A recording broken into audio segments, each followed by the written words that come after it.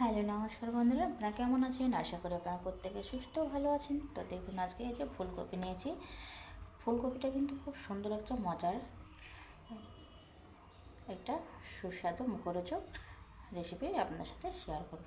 তো আমি ফুলকপিগুলোকে ছোট ছোট করে বেছে নেব। আর এই যে একটা নিয়েছি টমেটো, নিয়েছি সাদা তেল। এখন ফুলকপিগুলোকে দেখুন এইভাবে নিয়েছি, এখন তেলে ভেজে নেব। এখন আমি এখানে কাঁচা লঙ্কাগুলোকে কিন্তু আমি চিড়ে দেবো না, গোটা গোটায় দিয়েছি। আপনারা চাইলে কিন্তু চিড়েও দিতে পারেন। এখানে সামান্য বিট নুন না থাকলে কিন্তু এমনি নুন দিয়ে, রেগুলার নুন দিয়ে দেওয়া যাবে। তো এটাকে আমি কিন্তু এখন একটু হালকা ভেজে নেব। এখন আমি দিয়ে দেবো এখানে কালো জিরেটা দেওয়ার পরে কিন্তু খুব সুন্দর করে আরও আমি ভেজে নেব। এখন এখানে দিয়ে দেবো আমি টমেটোটা কিন্তু খুব কুচি আমি করিনি, একটু বড় বড়ই রেখেছি।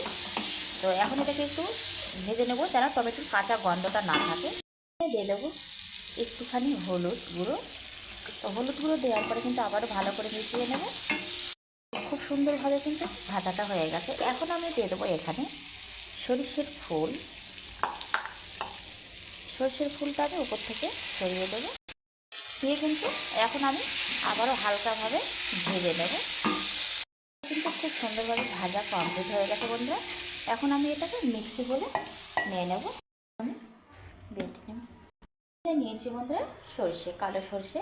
তো আপনাদের কাছে কালো সরষে না থাকলে কিন্তু সাদা সরষে দিয়েও হবে। তো আমি এটি সরষেটা কিন্তু ভাজিনি, এখানে কাঁচা সরষে দিচ্ছি। আর সরষেটা কিন্তু অবশ্যই দিতে হবে। তো এখন আমি এটা আবার ভালো করে, এখন কিন্তু আমি দিয়ে দেবো রেগুলার যে নুন, সেই নুন দিয়ে দেবো। প্রথমে কিন্তু আমি বিট নুন দিয়েছি, এখন আমি দিয়ে দেবো রেগুলার নুন।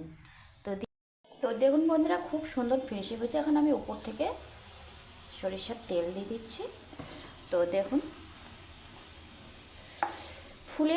ফুলকপি এইভাবে কিন্তু বাটা করে খেয়ে দেখুন বন্ধুরা, খুবই সুন্দর একটা মজার রেসিপি।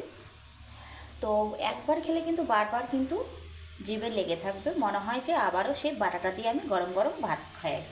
তো আপনারা আমার চ্যানেলে যারা নতুন, আপনারা অবশ্যই লাইক কমেন্ট শেয়ার ও সাবস্ক্রাইব করুন, চ্যানেলটি ফলো করুন। আপনারা প্রত্যেকে সুস্থ থাকুন, ভালো থাকুন। আজকের মতো টাটা।